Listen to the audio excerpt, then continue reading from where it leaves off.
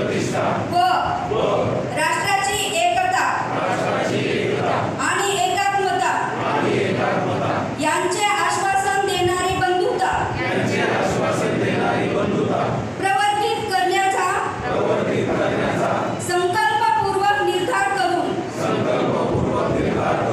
आमच्या संविधान सभेत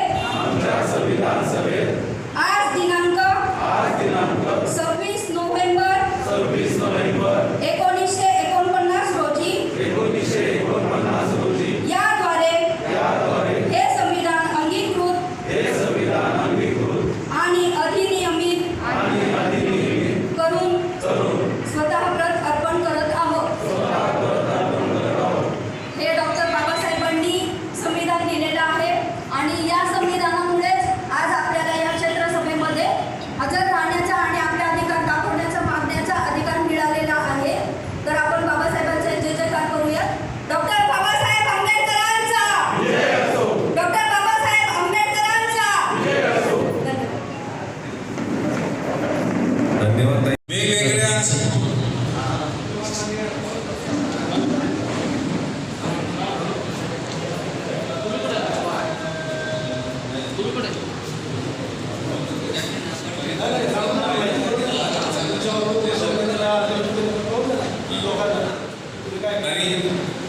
या कायद्याची मुहूर्तमेढ होण्यासाठी केंद्रामध्ये 1992चा जी घटनादुरुस्ती करायला लागली, त्याच्यानंतर हा कायदा अस्तित्वात आला। 2009 साली हा कायदा महाराष्ट्रामध्ये लागू करण्यात आला व परंतु 2017 ते 2022 हे जे 5 वर्षाचं महानगरपालिकेचा जो कारभाराचं वर्ष आहे, त्याच्यामध्ये पहिल्यांदा महानगरपालिका संपूर्ण महानगरपालिकेमध्ये पहिल्यांदा ही क्षेत्रसभा कोंडव्यासारख्या ठिकाणी होत आहे। त्यासाठी 1.5 वर्षापासून आंदोलन करण्यात आली, 4 वेळा ठिय्या करण्यात आलं आणि माननीय असलम बागवान वर्षापासून इथे राहते आणि मी सारखी इकडे शिनेरीला येत असते, कामानिमित्त येत असते। मी एका NGO मध्ये कामाला आहे। प्रकल्प राबवत असताना खूपदा यावं लागतं, तर मला येण्या जाण्याचा जास्त प्रॉब्लेम होतो कारण की शिवनेरीवरती बस येत नाही आणि रिक्षावालेही जास्त भाडं आकारतात आणि वैयक्तिक साधन नसल्यामुळेही म्हणजे खूप तसा प्रॉब्लेम जातो वरती इकडे यायला। तर मला असं विचारायचं आहे की आजपर्यंत 9 वर्षापासून मी इथे वरती बस येताना पुणे महानगरपालिकेने बघितलेली नाही, तर ते शक्यता आहे का सुरू होण्याची?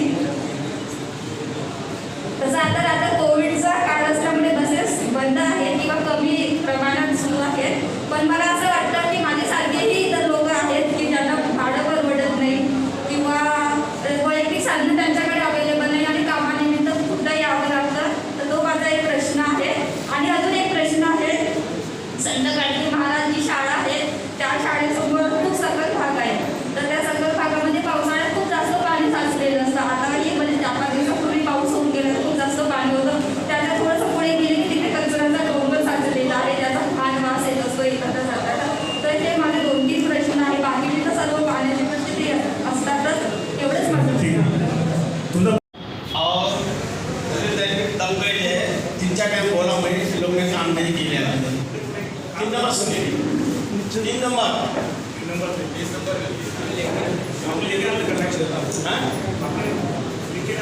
अरे देता ना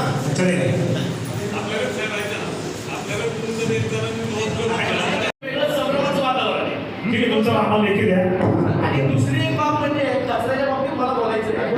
आपल्या इकडं कचऱ्याचा जो प्रश्न आहे, 2015 पूर्वी महानगरपालिकेचेच कर्मचारी कचऱ्यावर काम करत होते, बरोबर आहे काय? आणि त्यानंतर आपण स्वच्छ संस्थेला घेतलेला आहे। स्वच्छ संस्थेला आपण 5 वर्षाच्या ॲग्रीमेंट पोटी 18 करोड रुपये दिलेले। एवढी रक्कम देऊन सुद्धा आज आपल्या इथली परिस्थिती विचित्र आहे, हे तमाम जनतेला आणि लोकप्रतिनिधी नाही माहिती। 18 करोड रुपये देऊन परत लोकांना पर घंटी 70 रुपये द्यायचे, म्हणजे हा काय प्रकार आहे? आणि हा प्रकार जर स्वच्छतेच्या आणि महानगरपालिकेच्या आवकाच्या बाहेर गेलेला असेल आणि अजून 10 संस्थांची जर गरज भागत असेल आणि ते महानगरपालिकेने त्यांच्या सदोडीने केलं, तर परत नागरिकांनी खिशात हात घालायचं। आम्ही तुम्हाला लेखी द्या, आम्ही उत्तर देऊ आणि मुख्य कार्यालयाला पत्र पाठवून देऊ। मैत्री नसते समाजामधील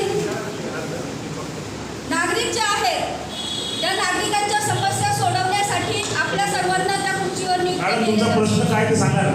आणि तेच बोलते आपण ज्या वेळेला ह्या क्षेत्रसभेमध्ये हे नियोजन केलेलं आहे तर बरेच नागरिक इथे उपस्थित नाही आहेत. अस्लम बागवान यांनी या क्षेत्रसभेचं नियोजन केलेलं आहे. याच्या अगोदर भरपूर पाठपुरावा केलेला आहे. लोकांपर्यंत अजून ही माहिती पोहोचलेलीही नसेल कदाचित. तर जेवढे लोक उपस्थित होते तेवढ्यांनी प्रश्न तर विचारलेले आहेत. पण आमचे एक सर्वसामान्य नागरिकांचे एक वैचारिक पातळीचे आणि अभ्यासू म्हणून एक अस्लम बागवान हे आमचे काही प्रश्न मांडतील. कारण जास्त वेळ होत आहे. मीही जास्त वेळ घेत नाही आपला. धन्यवाद. वाहतूक विभागाचं कोण आहे ते अधिकारी कोण आहे? वाहतूक विभाग क्षेत्रीय कोण? तर वाहतूक विभागाला मी 23/9/2020 रोजी पत्र दिलं होतं स्पीड ब्रेकर संदर्भात. आता 23/9/2020 ते आत्तापर्यंत मला अजून उत्तर बी आलेलं नाही. त्यांनी हे पत्र मी पहिला ट्रॅफिकला दिलं. ट्रॅफिकवाल्यांनी मुख्य खात्याला दिलं. मुख्य खात्याने पत्र व्यवहार क्षेत्रीय कार्यालयाशी केलेलं आहे. पण अजून पण 2020 अजून पण मला त्याचं काही उत्तर आलेलं नाही. पण लवकरात लवकर स्पीड ब्रेकर संदर्भात मला 150 लोकांनी तिथं साहेब दिलेलं आहे. त्याचं पण ते सुद्धा मी जोडून दिलेलं आहे. तुमचं परत मला ज्यावेळेस प्रकरण आहे का पत्र दिलेले पूर्वीचे ते मला सबमिट करा. परत त्यांना पत्र येत आहे. त्यानंतर मी आता 2 दिवस आधी सुनेनगर आणि नावाजी त्या ठिकाणी 2 अनाधिकृत बांधकाम त्याबद्दल विचार ते आपण बांधकाम पाठवतो. और पानी की बहुत तकलीफ होती है. पानी का प्रेशर बहुत कम छोड़ा जाता है. अक्सर हमको सुबह में रोज 8 बजे पानी प्रेशर छोड़ता है जो उसको फोन करना पड़ता है प्रेशर खोल तो बोलता है ऊपर पानी टाकी बनी हुई नहीं है, ऐसा मसला है वैसा मसला है. तो लाइट भी जाती पानी के टाइम पे तो लोगों को पानी की बहुत तकलीफ होती है. कि आप लोगों से विनती है कि आप लोग इसका मसला हल करिए. यांना फोन केल्याबरोबर तात्काळ लगेच तिथं कारवाई. महानगरपालिकेचे नगरसेवक पदाचे इलेक्शन झाले आणि निकाल झाल्यानंतर लगेच एक 8 दिवसामध्ये महानगरपालिकेने संपूर्ण नगरसेवकांचं घटनेच्या संदर्भामध्ये प्रबोधन करणं अत्यंत आवश्यक आहे. म्हणजे हा प्रश्न आला नसता ना. यापुढे अशा प्रकारचा प्रश्न येऊ नये.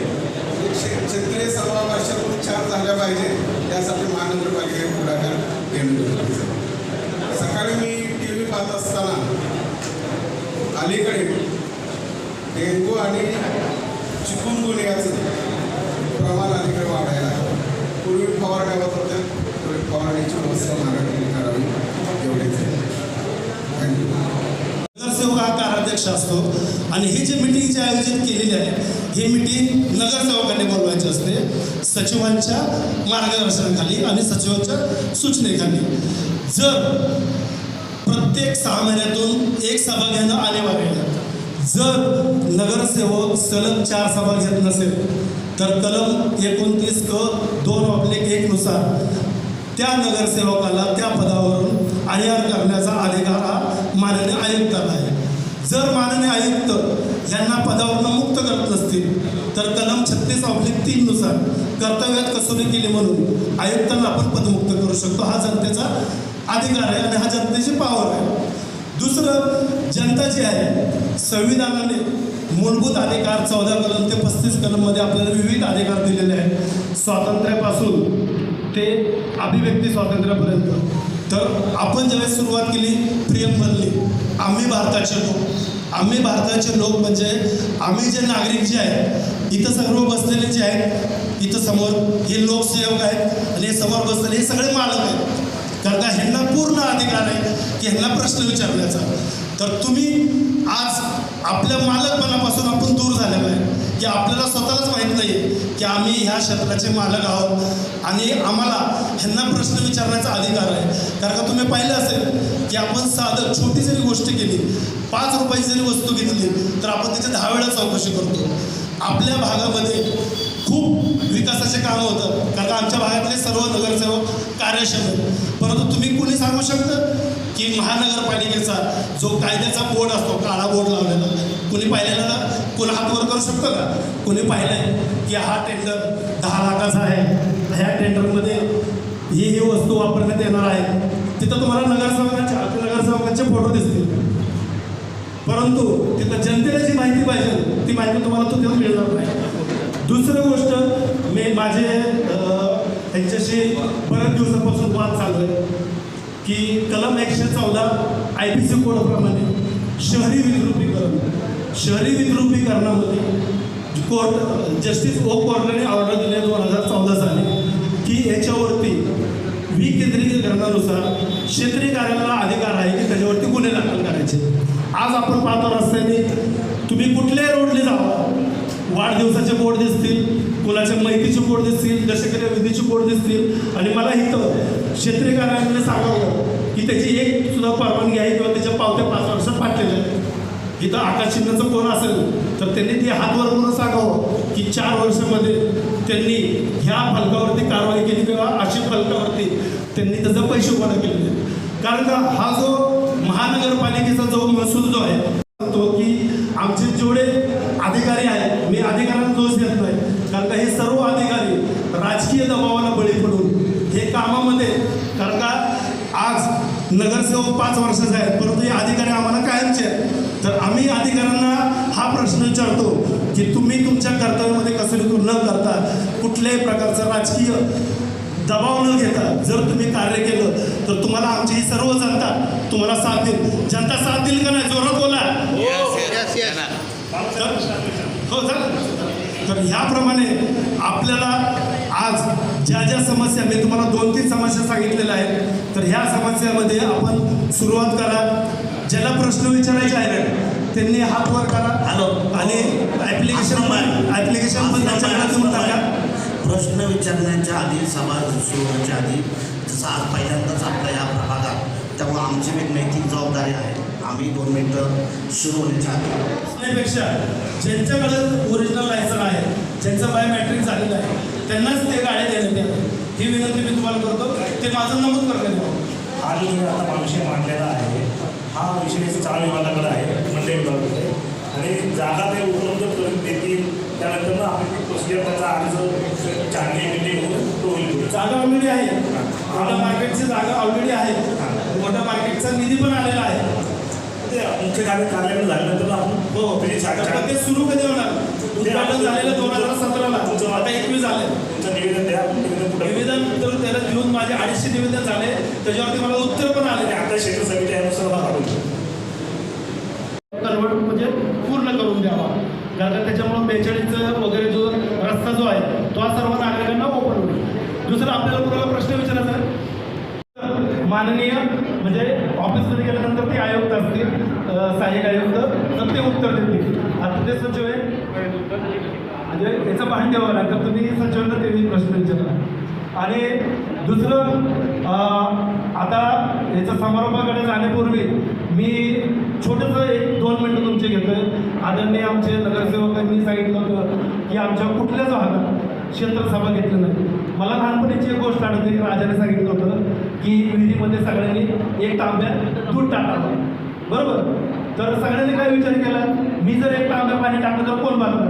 तसंच आमच्या नगरसेवकांचे करत आहे की सगळेजण पाणी टाकावं, पण दूध कोणी टाकायचा प्रयत्न करतात, म्हणजे चांगलं काम करायचं कोणी प्रयत्न करत नाही. तर माझी यांना विनंती आहे की तुम्ही त्या पद्धतीने चांगलं काम करा, दुसऱ्याच्या पाणीकडे लक्ष न देता आपण दूध टाकायचा प्रयत्न करा, बरोबर? आणि आज इथं उपस्थित सर्वांनी जे प्रश्न विचारले, या प्रश्नाच्या बाबतीत आमचे सचिव 2 शब्द आपल्याला सांगतील आणि सचिव आजच्या सभेबद्दल तुम्हाला वृत्तांत सांगतील. मी सचिवांना विनंती करतो की त्यांनी वृत्तांत द्यावा. Thank you Aslam बागमन.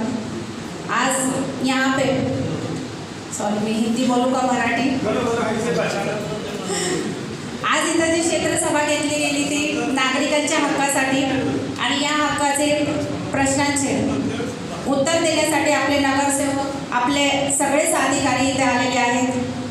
परंतु याच्यात वादविवाद न घालता आपण नागरिक नम्रपणे प्रश्न विचारले तर आपल्या वॉर्डाचं पण नाव खराब होणार नाही साहेब तुम्ही जे सांगितलं की आपला हक्क मारला जातोय, असा हक्क मारून कोणी आम्हाला जे लोकांनी सांगितलंय की बाबा हा तुम्ही हे काम करा ते काम करा, आम्ही केलं नाही, असं कधी झालं नाही. कारण की 17च्या आधीचे जे रस्ते होते, पाणी होते, ते तुम्हाला सगळ्यांना माहिती आहे की इथले रस्ते इतके खराब होते. आणि आता जे नगरसेवक आहे चारही, त्यांनी खूप चांगले रस्ते केलेले आहेत, त्यामुळे मी त्यांना दोष देत नाही. परंतु आज जी सभा घेतली आणि आपल्याला सगळ्यांना नागरिकांना प्रश्न मांडण्याची जे हक्क दिला तो खरंच खूप चांगला आहे. आपले हक्क नगरसेवकापर्यंत पोहोचले जातात. परंतु ज्याप्रमाणे व्हायला पाहिजे ते नाही झालं, मी मानते. कारण कोणतंही काम 100% होत नाही. ठीक आहे, आपण 99.9% काम करू शकतो, परंतु थोडंसं असं असतं की ते होत नाही. आणि आपण जेव्हाही नगरसेवकाच्या ऑफिसात गेलो, त्यांना काही सांगितलं काम आणि त्यांनी केलं नाही, मला नाही वाटत की असं होतंय. त्यामुळं अपोजिट नका जाओ, थोड़ा पॉजिटिव विचार करा. यस भाई, अपोजिट मत सोचो. ठीक है, आपका जो भी सवाल है आप आओ, आप बोलो. नहीं हुआ तो आप बोलो कि बाबा ये काम नहीं हो रहा है. ठीक है, पूरा काम इतना बड़ा कोटा है, ये सब काम एक साथ में नहीं होने वाला है. और आगे जब भी हम काम करेंगे, आपको ख्याल में रख के आपके जो भी आप जो बोल रहे हैं नहीं हो रहा है, नहीं हो रहा है, ऐसा नहीं होता है. जिस तरह से हमारे नगर से वो काम कर रहे हैं, आप खुद जानते हो. ठीक है, सब लोग अपोजिट ये नहीं करेंगे, अपनी पॉजिटिव थिंकिंग रखो, हर बात निगेटिव में मत लो, तो अपना कोंडवा खूबसूरत कोंडवा बनेगा. और मैं आप लोगों का ज़्यादा टाइम नहीं लूँगी. आप ये मत सोचो कि मैं नगर सेवक लोगों की साइड ले रही हूँ. मैं भी एक कार्यकर्ता हूँ और मैं आप सभी के लिए काम कर रही हूँ. इसलिए आप ये मत सोचो कि मैं इनके बाजू से बात ले रही हूँ, मैं आपकी बाजू भी ये लोग तक पहुँचा देती हूँ. अधिकारी लोगों को भी मैंने बहुत बार बोला इधर खड्डे हैं, दवाई फवारनी मारनी है, उन्होंने फ़ौरन मेरा काम सेकेंड डे करके दिया. इसके लिए मैं सब अधिकारी लोगों का शुक्रिया अदा करती हूँ. आप लोगों ने मेरे 2 शब्द सुने, इसके लिए थैंक यू, धन्यवाद. माननीय मॅडम, विनोदार मॅडम, आजची जी कार्यक्षेत्र सभा आपण घेतली ती बाबा साहेबांकडून झालेली आहे. त्यांनी फार म्हणजे आपल्या विरुद्ध जे हे करून त्यांनी सभा घेतली आणि ते आज क्षेत्रसभा एवढी चांगली झाली. मला बरं वाटलं की पहिली जे पुणे महानगरपालिकेमधली पहिली ही कार्यक्षेत्र सभा आहे. आता तुमचे सगळ्यांचे प्रश्न मी ऐकले. आता तुम्ही मला सगळ्यांनी लेखी प्रश्न दिल्यानंतर मी सगळ्यांना उत्तर देणार आहे. आणि जे काही महत्त्वाचे प्रश्न असतील, आता काय की बाबा तो मोठा डीपी रस्ता झाला पाहिजे, तो हा डीपी रस्ता आमच्या कार्यक्षेत्रात नाही आहे, तो मुख्य कार्यक्षेत्रात संबंध आहे. तर तो आम्ही दिल्यानंतर निवेदनपत्र तुम्हाला उत्तर देऊ आम्ही. ओके, तरी आजची जी सभा पार पाडली चांगली झाली व आता मी सांगतो की क्षेत्रसभा काही संपत आणि सगळ्यांचे मी नागरिकांचे, कार्याध्यक्षांचे, नगरसेवकांचे आभार मानतो. आणि ही सभा संपली म्हणून राष्ट्रीय झाल्यानंतर सगळ्यांनी